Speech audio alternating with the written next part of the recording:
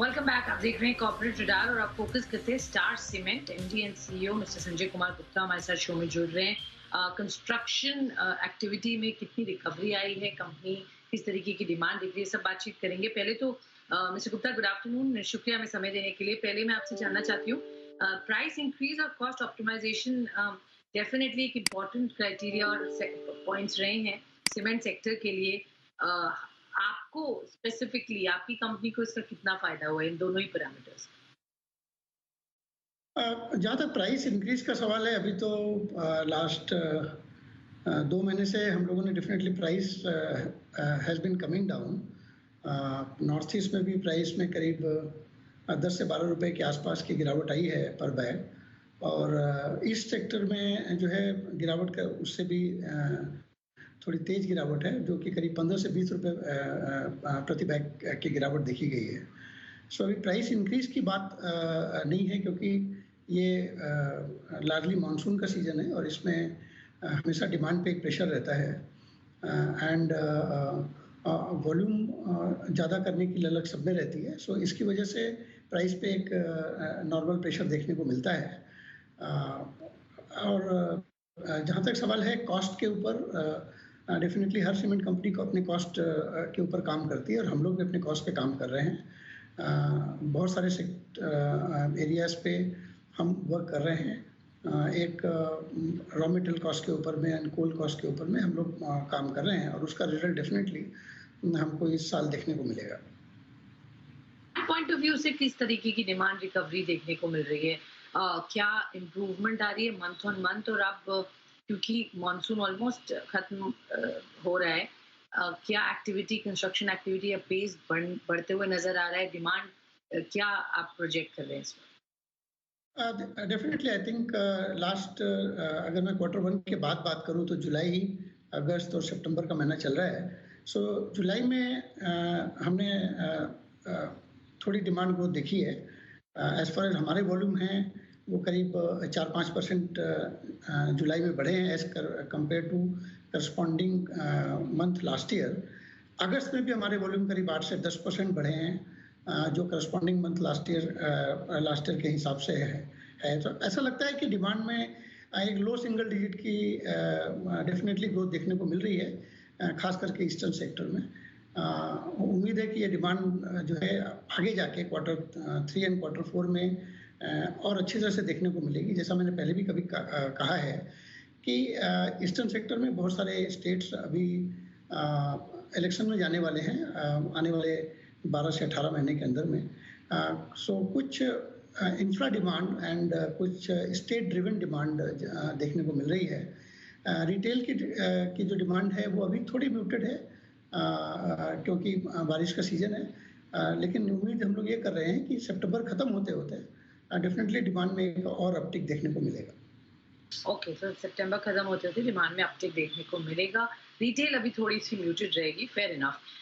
अभी प्लांट पर आपकी जो कैपेसिटी है उस पर क्या अपडेट है? आप फुली ऑपरेट कर रहे हैं? और आगे अब आने वाले समय में किस तरीके का एक्सपेंशन क्या ज़रूरी होगा, या अभी यू आर वेल पोजिशन जो अभी फिलहाल डिमांड आएगी उसको केटर करने के लिए? तो हम लोग ऑलमोस्ट इस समय की से 100% कैपेसिटी जो होती है, जैसे Q2 में हम लोग करीब 60-65% कैपेसिटी यूटिलाइजेशन पे ऑपरेट करते हैं। हम लोग ऑलरेडी 65% कैपेसिटी यूटिलाइजेशन पे ऑलरेडी हैं। गोइंग फॉरवर्ड Q3 Q4 में हमारी कैपेसिटी यूटिलाइजेशन 80 से 90-95% के आसपास आ जाती है और हमारी उम्मीद है कि ज़रूर Q3-4 में similar level of capacity utilisation हम लोग देख पाएंगे। जहाँ तक कैपेसिटी का सवाल है, हमारी कैपेसिटी अभी नॉर्थ ईस्ट में तो सफिशिएंट है। हाँ, ईस्ट में हमारे पास थोड़ी कैपेसिटी कम थी। सो ईस्ट को कैटर करने के लिए हम एक cement grinding plant 2 million ton का लगा रहे हैं सिलीगुड़ी में, जिसके कि अक्टूबर के पहले हफ्ते में या अक्टूबर के दूसरे हफ्ते तक चालू होने की संभावना है। इस प्लांट के चालू होते ही हमारी जो सीमेंट की अवेलेबिलिटी है, खास करके बंगाल और बिहार के मार्केट में, वो बहुत अच्छी हो जाएगी और हम लोग यहाँ पे मार्केट शेयर भी गेन कर पाएंगे।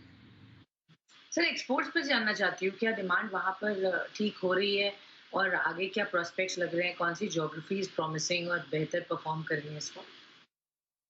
देखिए नॉर्थ ईस्ट और ईस्ट में बहुत ज़्यादा एक्सपोर्ट का कोई ऑप्शन तो है नहीं, क्योंकि except Nepal, some part of Nepal हम लोग यहाँ से कैटर कर सकते हैं।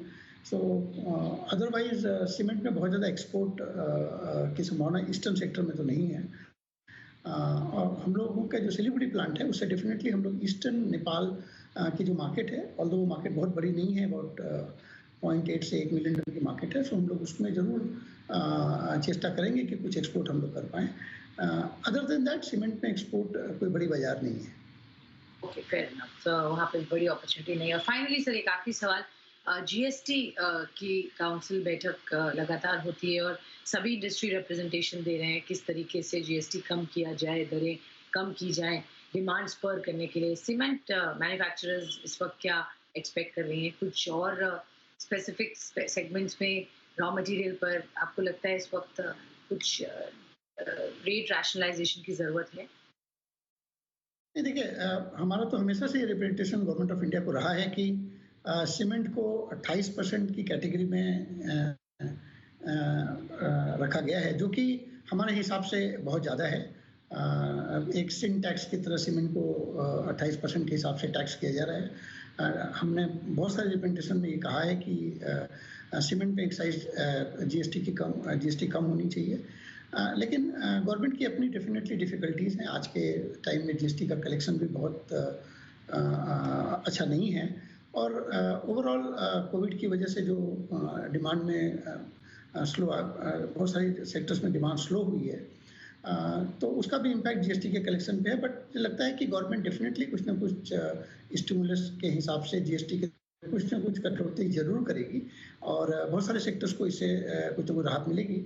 ऐसा बहुत सारे प्रधानमंत्री जी के खुद के और वित्त मंत्री जी के बहुत सारे भाषणों से हमें ये लगता है कि कहीं ना कहीं गवर्नमेंट कहीं कुछ तो कंसिडर करने पर विचार कर रही है, और हम उम्मीद करते हैं कि सीमेंट में भी कुछ जीएसटी का रिडक्शन आएगा। ओके, उम्मीद है कि सीमेंट पर भी जीएसटी का रिडक्शन आएगा और सीमेंट मेकर्स के लिए एक अच्छी खबर होने की साबित हो सकती है। बहुत बहुत शुक्रिया मिस्टर गुप्ता हमारे साथ जुड़ने के लिए, सीमेंट सेक्टर पर बातचीत करने के लिए, कंपनी की ग्रोथ आउटलुक पर भी चर्चा करने के लिए। तो ये थे स्टार सीमेंट के एमडी एंड सीईओ हमसे बातचीत करते हुए।